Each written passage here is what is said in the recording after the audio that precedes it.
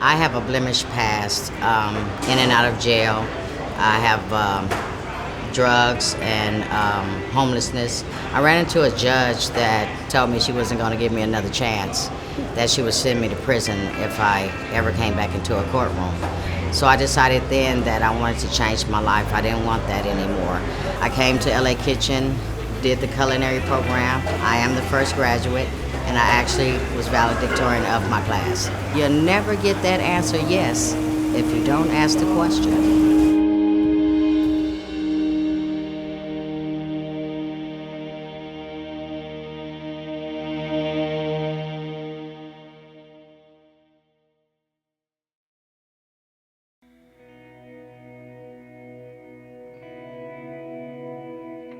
Thank you for inviting us into your world. Oh, it's a pleasure. It's certainly a pleasure and a thrill for me because I'm getting the opportunity to talk to what I think is a visionary. Well, you're very kind. I'd rather think of myself, honestly, as kind of a good American. I think what you believe, that no person should be wasted, no food should be wasted, I think a lot of us feel that way. That's not a new idea. Right. I think at an early age I knew the man I wanted to grow into. And like many young people, I pursued a different path. I wanted to open a nightclub. But one night in Washington, D.C., where I lived, I volunteered. And two things happened. To mask my nervousness, I asked where the food came from and found that it was purchased. And I thought, well, I work in an industry, and a lot of my friends talk about how much food gets thrown away with the catering jobs. So I was thinking about that. But then we pulled up in a big truck, right? And there was this long line of people outside in the rain. And we started serving people, and I kept thinking, I'm up in the warm truck. They're outside in the rain. Somehow this has gotten confused. But that began what has now been a 30-year journey of trying to really help people see the power of food, but more importantly, through food, the power of community. Hi everyone, good morning. Welcome to LA Kitchen. We're so excited that you're here joining us today for a lovely morning of volunteering in the kitchen. So you may or may not know that our mission is neither food nor people should ever go to waste. And we fulfill this mission through three main programs here. The first is the Impact program, which is the one you all are here supporting today just by being here. And Impact addresses the problem of food waste. We do everything here. The idea is no waste.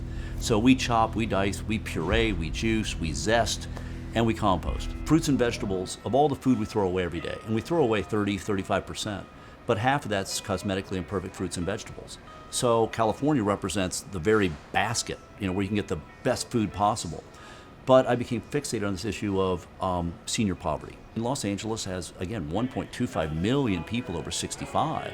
One of the phrases we use is, wrinkled food, wrinkled people, no waste. See past the wrinkles on each and see that there's still powerful, beautiful opportunity left in us. So to a certain extent, the meals that we're producing every day, whether it's produced by the students in our program, but imagine how many volunteers come in here, how many kids we have who can learn that valuable lesson that you can't judge a book by its cover just by helping to produce a meal. We're taking food that would have been thrown away, young men and women aging out of foster care, older men and women home from prison, and older men and women. Many things that we view as negatives in a way. And I'm trying to say, no, these are actually powerful opportunities to do something new. Let's rearrange those pieces around and let's see how we can create a really positive, powerful kind of system. But at the end of the day, somebody can get a decent meal that looks like somebody really cared. Students come here and learn about the culinary field and different skills that they need to be a prep cook in a real kitchen in LA. These are folks who are looking for a second, third, fourth chance. They may have been homeless, they may have been involved with the criminal justice system, or exiting the foster care system. Teresa, you are the chef that we're learning from, but you started out here as a student? Yes, I'm from class 1. From the very first From class? the very first class. And you're the first person that was hired to work Yes, here? I am. That's very exciting. About your past, tell us a little bit about that. My past is a lot like the other students. Drugs, jail, homelessness. After a while, I got tired of that life, and so I knew that I needed to change some kind of way. So I moved into the Downtown Women's Center so that I could be stable and not homeless anymore. Yes. And that's where I found out about LA Kitchen. How did you find out about it? Actually, it was a a poster that was in the elevator at the Downtown Women's Center. And I read it and I couldn't believe it that it was actually giving women with a criminal background a chance. How long have you been here? I've been here roughly 7 weeks and 2 days. So you're you're taking the course now, Yes, ma'am. and the course lasts how long? 15 weeks. Okay, and then you intern? Yes. Tell me about your background. Unfortunately, with life, is ups and downs. I fell into a little trouble, and LA Kitchen was here to bail me out. By talking and opening up with my parole agent, he informed me about LA Kitchen and their second chance opportunity. How I got involved with LA Kitchen was had a roll bump with the law. Basically, I caught a felony and getting in trouble with the law that actually prevented me from traveling the world, actually doing my job. I fell into a cycle of just hard labor jobs for about 2 years. At times I was doing 2 jobs, back-breaking work, and I just got tired one day and I quit. I told my probation officer, I have to do something. I have to go back to school, pick up a trade, and I think about that same week, she called me with an opportunity to come to LA Kitchen. That was my entrance, my foot in the door at LA Kitchen. We're cutting lettuce. Yes. And it's called a chiffonade cut. So what we do here, we just get our lettuce pieces, and you want to just weave through it to get all the brown stuff out of here. It's like rolling a burrito. I got it. Okay. Now, tell me your name. Dina. Dina? Yes. My granddaughter's there. I'm Rada. And what brings you here today? I've always wanted to try to volunteer. I've never done it, and I just signed up and finally did it. And why did you pick this one? They do a lot of work with seniors, and part of my certification as a holistic nutritionist, I really want to work with the elderly with dietary restrictions and do meal planning with them. So this is kind of what LA Kitchen is all about. They're really all about feeding seniors and the homeless and really giving back to the community. For me, I've been working in the corporate world for a really long time, and now I'm just kind of wanting to spend my work life doing something that has a lot more meaning and passion. We really, truly respect the volunteers. I always remind people, I was a volunteer, and I tried to help, and I was told, mind your own business. This organization is built around the idea of asking really challenging volunteers. We want your ideas. If you can see something that would make us more powerful, reveal it, and we'll run with it. We also have a social enterprise called Strong Food, and Strong Food is essentially our profit-making arm of the organization. The goal is for them to come back into the organization to feed the programs that are the nonprofit programs. Do you get government subsidies for this program? No, right now the idea was we have 2 businesses. We have the LA Kitchen, which gets donated food, which we use to train and volunteers, and meals go out to free for nonprofit partners. Yes. Then we have a business called Strong Food. Now we hire graduates, and we go out and we buy food from local farmers or wholesalers. It might be a little bit blemished, but because we get it for a reduced price, that means we can pay our employees more. And then we compete for contracts. As I said, I wanted to do senior meal contracts, but we do a variety of ways now in which we generate our own income, but we can also take profit and reinvest it in the job training program. So instead of having to raise money all the time and chase money, we can earn our own money and chase results. We also have a culinary job training program called Empower, and Empower is for 14 weeks, and students come here and learn about the culinary field and different skills that they need to be a prep cook in a real kitchen in LA. So I went through the Empower program, graduated that. I think I did a well enough job that they asked me to come back and help them out and be a part of the impact team. And I hear that you have empowered members of your own family and that you've mentored them. Yes, I actually have 2 uncles that graduated, I think from class 9 and class 10. Are they older than you? They're way older than me. And you? They're in their 50s, and they're probably both late 40s, 50s. And where are they now after going through this program? They are both working in kitchens. I think one is at Patina. The other one, I think he works for He got hired by a guest chef. They're doing good. It's gonna be positive in the end, and it's gonna be progress. So just push yourself, apply yourself. And they came in here and they both actually like took it upon themselves to just like become leaders. So this is a job that I don't get, that you would get up every day and be like, I gotta go to work.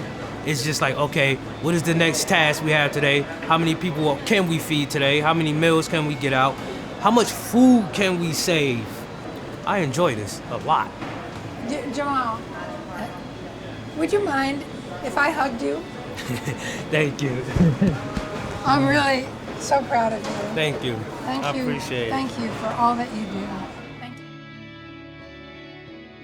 Jamel, whom we interviewed earlier, said that before he had worked hard and there was no reward in it. It was just hard work and getting a paycheck.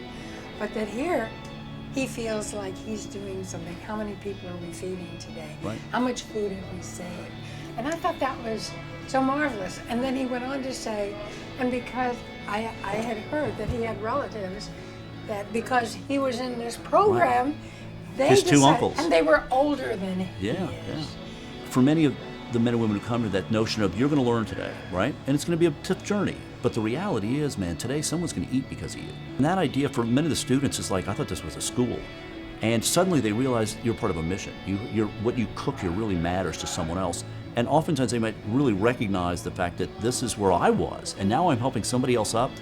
The idea that appeals to me so much is that this particular program does more than one thing. Exactly, and that's what really stood out to me is that it gets involved in so many different ways and really does kind of everything all at once. I see so many people here who have paid their debt to society and are really, really contributing to the lives of not only them, to their lives, but to so many other lives by what they're doing at the LA Kitchen. Do you think they should have the right to vote? Yes. I mean, they paid their dues. Yeah, I think absolutely. Do you know if, in fact, they can vote? I do not.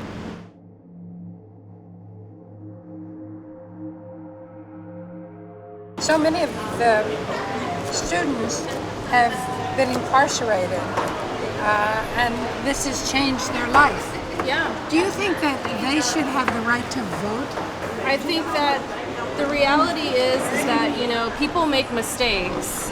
If they're participating and being part of the community and paying taxes, they should have the right to vote. You paid your debt to society. Yes, I did. Do you think, having done that you have a right to vote?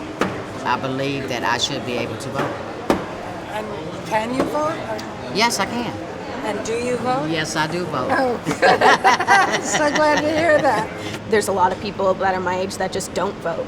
And they're just wasting that opportunity when other people really want to and be able to and so deserve it and are proving it so much more and are working for it rather than just because they were born in a certain location and are a certain age. Because you make one mistake or what have you, it shouldn't, ban you from all your God-given rights, if you will. As a citizen. As a citizen, yeah. I mean, once you paid your debt to society, it's like, And do you vote? Have you registered to vote? I have. And did you vote in this last election? No, I didn't. I was told that I wasn't able to vote because I was a felon. Is that true? Yes. Yes, it is. You mean you're not able to vote? No, I'm not allowed to vote as a felon. Is there a point where you will be able to vote? That I'm not sure of, man. Oh, that's disturbing. Something to think about, yeah?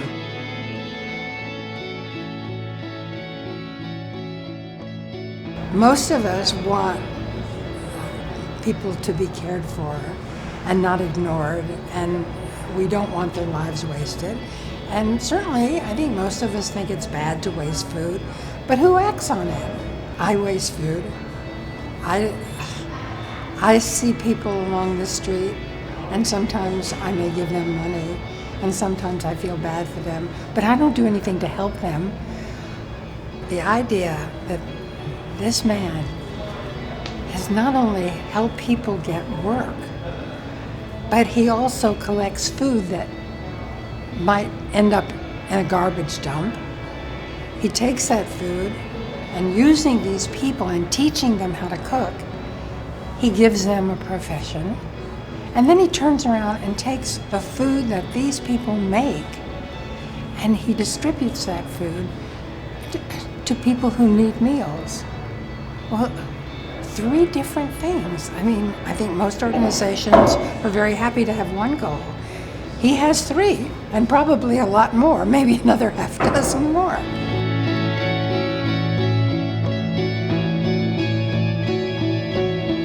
I always say, if you chase money, you run forever. If you chase results, money comes to you.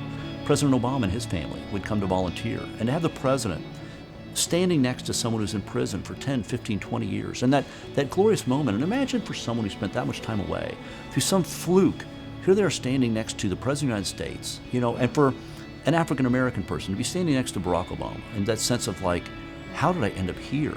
But then when the president turns and says, you know, am I doing this right? And that person, well, it might be 2 weeks into a training program, could be like, Mr. President, I admire and respect you, but no, you're not.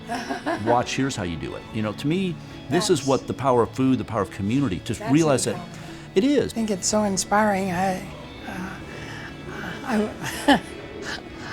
You leave me speechless. I'm so impressed with everything I've seen today, and to think that all this vision came from this one man. It's honestly, truly I know it sounds awesome. It sounds almost trite in a way, but you know, I've always been very conscious and very young. I'm a white dude in America. You know, doors open for me. How about your parents? Were they also very socially conscious? My dad was a Marine Corps pilot in the Vietnam era. You know, my mom was a school teacher. But I came up in a time in which there was real, I believe, just genuinely powerful leaders. You know, to me, again, I really go back to this idea that everything that I was taught, whether it was in school, whether it was in the church I went to, whatever, was a sense of you leave the world better than you found it. You have this sense of this obligation and responsibility. I didn't want to go the route of how can I create a product for rich people so I could serve poor people. You know, I wanted food democracy, this idea of everybody gets the same thing, and I will achieve that. I'm sure you will.